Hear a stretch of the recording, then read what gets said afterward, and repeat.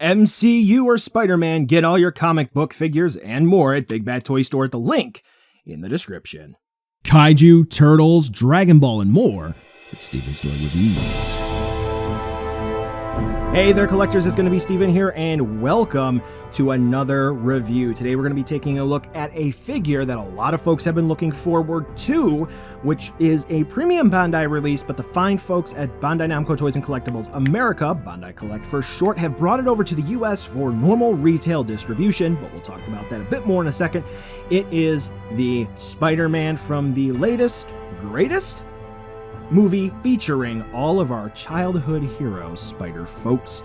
Tobey Maguire, Andrew Garfield, and Tom Holland. It is the red and blue suit, SH Figuarts Spider-Man from No Way Home, more commonly known as the Final Swing suit. Clocking in at $85, this figure is definitely going to be one that some folks are maybe a little hesitant to pull the trigger on. I was looking to get this figure, but thanks to collabing with BBTS, that's Big Bad Toy Store, I am able to bring you this review, and I am going to say that some folks may absolutely love what we have here, though some others may find a couple of the design choices a little odd, but nevertheless, this figure is very fun. So let's take a look to see whether or not this one is going to be worth adding into your collection. Alright, so no Tom Hollands were harmed in the making of this review.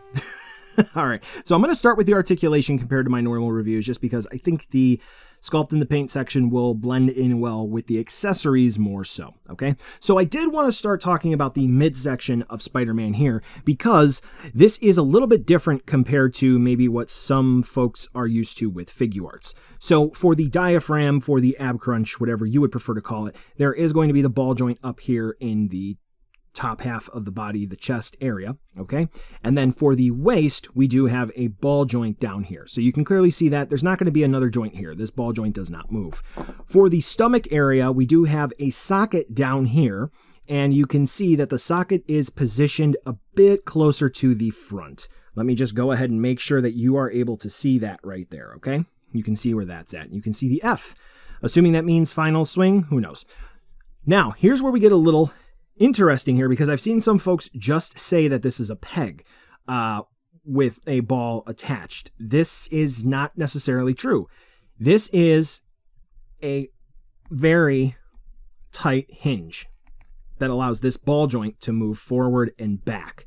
I don't know why it's as tight as it is, but if you are looking to move this around, maybe if you drop a little bit of shock oil, or if you were to drop, I don't know, maybe just a tad bit of dish soap, maybe that will loosen it up. I know that, there are a few different methods, so whichever one you would prefer. So before we go ahead and reassemble Spider-Man here, do also want you to note how the shoulders are assembled here. So you can see that they are connected into this main block on the body just by a peg, so there's no ball joint on the inside there. However, that ball joint, or that peg, sort of pushes out, and the ball joint is going to be here. So Spider-Man can move his arms around, sort of at that butterfly joint. We can get him to move his arms up so nicely compared to the PS4 Spider-Man. If you do have that or seen that one, that's very nice. We can move it down thanks to that hinge. And then this section here is going to be on a ball joint. But then the arm plugs in on a ball joint. There's also a neat, subtle pop and pull feature. So that's really cool. Since we're here as well, that hinge is going to plug into the shoulder. And you can get a little micro adjustment for a swivel. And then we can also get a bicep swivel, double hinge at the elbow. So that's really nice. We get a little bit of micro adjustment, just a little bit for the hinges, because they plug into the bicep and the forearm. And then we do have the hands, which they're really, really tight, popping on and off at that ball joint here on the wrist. You can kind of see as well that the hinge is sort of loose. So popping the hands back on and off is a little bit difficult, especially when swapping the hands and using the different web effects. So let's just show you what that kind of looks like. Real time here, folks. There we go. Okay, so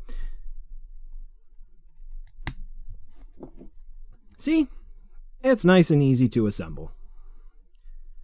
reassemble, disassemble, all that fun stuff. Okay, let's readjust here and get Spider-Man back in position. Okay, cool. So there will be swappable heads, as we'll see. So let's go ahead and pop the head off, and we get this little block here. And that is going to be just positioned on a ball joint. That is going to be a barbell style, double axis, whatever you would prefer to call it. And just as a quick note, as I will show you in the accessory section, this does pop off. So if you do pop the head off and this, not really a problem. And if you have any of the other MCU Spideys that come with a particular head sculpt, wonder what I'm referencing here, not a big deal. You just got to make sure though that the block's lined up correctly when you're swapping the heads, and you're good to go. So the neck is on a ball joint as it plugs into the body. So Spider-Man can look up about that far, look down about that far. His neck does look like a giraffe neck if you don't plug the head in all the way. Rock back and forth. I think the biggest issue is he can't look like up straight, like I'm talking like that, like some Marvel Legends figures could. So that's something to keep in mind. There's not like a cut back here, which I'm sure you could modify if you would like. But nevertheless. Okay, so we talked about the shoulders, but for the actual articulation here for Spider-Man, you can see that those systems of joints actually do lend themselves pretty well to movement for Spider-Man's main body, right? So really solid movement. Now I will say that hinge, you do get better leverage when you do move him up by this portion of the body. So that's good. You can twist and turn from side to side, not as much down here at the waist. You're more so going to get that out of the ab crunch, the diaphragm, whichever. Hips. Very confusing. Don't know why they made the design choices that they did, but it's going to be the typical Figuarts style, the renewal-ish, where you can kick forward and back. These are actually going to be pegs on swivels, so you can kick out to the side. No big deal. Here's where the confusing part comes in. Thigh swivel, right? You can go out to the side.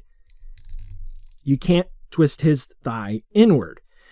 And you're like, well, maybe it's stuck. I don't know. Maybe I need to take heat. So if you took a look at my full power, not legendary Super Saiyan Broly review, you'll saw that they actually put a piece of sculpt in there to prevent Broly's bicep from fully spinning around. They did that with his thigh here. Why they did that, I don't know. The only thing that I could think of is maybe in the design process, we'll edit it back in, this helps to hold the thigh on, but that doesn't make any sense. So if you want him to twist his leg out, and like have that look natural, you can't do that. I mean, I guess that'll never be natural, but you get the point that I'm saying here. Okay, so double hinge knees, cool. You see clearly we have a toe hinge, it only goes up. And then typical ankle rocker, kicks down forward, kicks up, rock from side to side, no big deal. The articulation is great. This is a very terrible design flaw. I think that's awful. There are a couple of other minor bits and bobs here that I'm not a fan of, but honestly, it's just kind of my preference for what I would like instead. Now, the sculpt and the paint. This is where some folks are a little bit mixed just because of maybe the brightness and the contrast of the colors. But having this in hand, it is fantastic. I will say the only legitimate issue that I might have is if there's any sort of dropping this figure and damaging that metallic paint. I am so pleased with how this figure turned out in hand that I think that this is where all of the money for the figure went. There's realistically speaking not going to be any other aspect of this figure that outshines the sculpt and the paint. The webbing, panel lining, if you kind of want to get cute with it, looks amazing, and there's no piece of any sculpt that looks out of place. All of the paint is neatly aligned. The only, I think, issue that's not particular for this Spider-Man, but it goes to some of the other figures that Tamashii Nations has released, is going to be that Marvel Legends, Hasbro, they have been able to get down the hinges that should be blue, color matching the suit, but Tamashii Nations has not been able to do that yet, and I'm not quite sure why they have not done that, why they haven't experimented with that. It's a bit confusing to me, and you'd think that by this point that is something that they would be be able to do, but nevertheless, they have not. The metallic blue really truly is stunning, and quite frankly, I really hope that that does not get damaged for me in the future at some point. So if you are worried about this figure not looking stunning in hand, I gotta be honest with you, you do not in any way, shape, or form have to be worried about that at all. Now for accessories, I'm a little bit bummed out here, but I do think that we kind of get the essentials for a Spider-Man. There's not really much less that we would need, that being the key word here, to say, well, you know, we didn't get our money's worth, so to speak. So what am I talking about here? Well, as you can clearly see, first and foremost, we do get two different head sculpts. So let's take a look at them up close and personal. By default, out of the box, we do get Spider-Man with the wider eyes. This is the more so classic look. I think this is the one that I'm going to be using, but if you want a little bit more of an expression, you do get one with some squinty eyes, which is cool. Spider-Man's focused in, maybe he's scared, he's a bit serious, so on, so forth. Okay, so those are going to be the alternate head parts. I'm going to talk about another option for you in a second. Obviously, it's Spider-Man. This is going to be a higher end figure, not Hot Toys, you know. So we're going to have some sort of accessory, some sort of effect, and we do get some web parts. But for this one, compared to some of the other Spider-Man SHF that we've had, we're only going to get two small, short web slinging parts, whips, whatever you want to call these.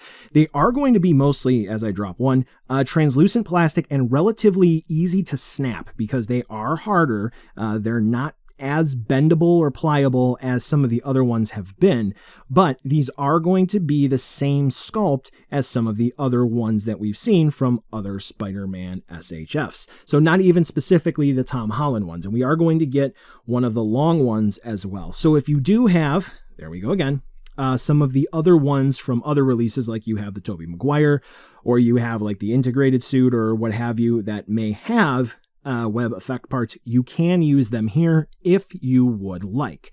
Now, I want to talk about the hand parts real quick before we pretty much wrap this section up. Spider-Man, by default, is going to come with fists. So when you open him up out of the box, that's what he's going to have. He is going to obviously come with web gripping hands, so this way he can use that longer web part, or, as I like to use it, kind of a thumbs up hand, right? Okay. Then he is going to have the web slinging hand, or the thwipping hand, as some like to call it. And this is where you're going to work with these smaller parts, and you are going to pop the hand off, and you're going to put this, just like that, onto the wrist joint. It's going to go like that. This is going to cup the ball joint. Be careful, because folks have broken them, and you don't want to do that, right? Okay. If you do break it, reach out to BBTS. They may be able to assist. As always, contact the retailer.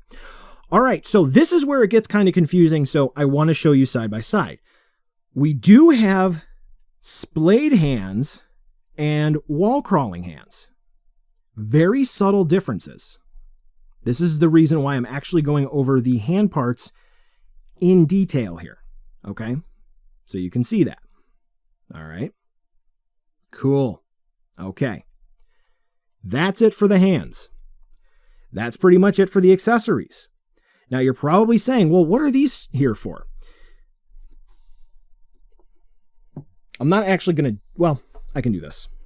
So this is going to be a tool that is pretty much included with a lot of the Spider-Man, Figuarts, Deadpool, maybe a couple of others here or there. What it's used to do is like pop out the eye parts, notably like on Deadpool. And also, come on, this back panel. Come on. There you go. So you can put this plug in and you can use a Tamashi Stage support arm for Spider-Man instead. I have come to not like these just because they can get stuck and they can break.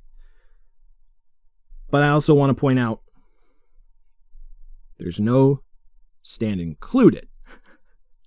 When they have made special support stands that have been like pre-order bonuses, first production run bonuses that have been available to specifically the Japanese market. So that's something to keep in mind.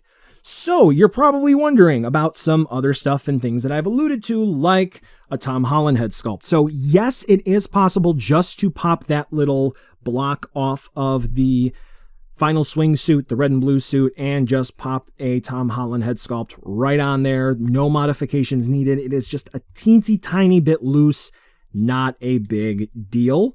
And then just a couple of poses here for you. So I think, again, at the end of the day, everything basic that we would need for a Spider-Man figure. But of course, if you need other accessories or effect parts, you know I got videos to help you out. Especially, I would get a support stand or two for your Spider-Man figure. And to round out the review, here's going to be a size comparison with the Figuarts red and blue suit Spider-Man and the Green Goblin. So if you were looking to maybe have one or both of them on your purchase list, or maybe you have one or the other and you're looking at the other, then guess what? You're going to have a good reference point for both of them alongside some other figures you might have in your collection. So, buy now, skip, or wait for a deal. I will have to say that I did see a ton of hype surrounding this figure when it released. I thought to myself, it can't possibly be that good, and I will say that the hype did not quite match this figure. It looks stunning in hand, and quite frankly, if I am going to only be able to pose one Spider-Man on my shelf, it's going to be this one, just based off of looks alone. When it comes to the complete package, though, there are some questionable design choices to the engineering. I'm not quite sure why they did that with the thigh swivels. That doesn't quite make any sense when I'm handling the Tobey Maguire one right now, and he doesn't do that. And for the accessories, for figures of the exact same price or just a little bit less, particularly Spider-Man, we did get more web parts, but not quite the same here. Now, I know that's a little negative, but I have to say that I'm pleased with this. I do like this figure, and I would go ahead and make the purchase myself. Now, I did make mention this is a premium Bandai release. That does hold true still, even though it's at US retail. What does that mean? One production run, made to order, and done. Meaning, when this sells out, the itsy bitsy spider goes away. He ain't coming back.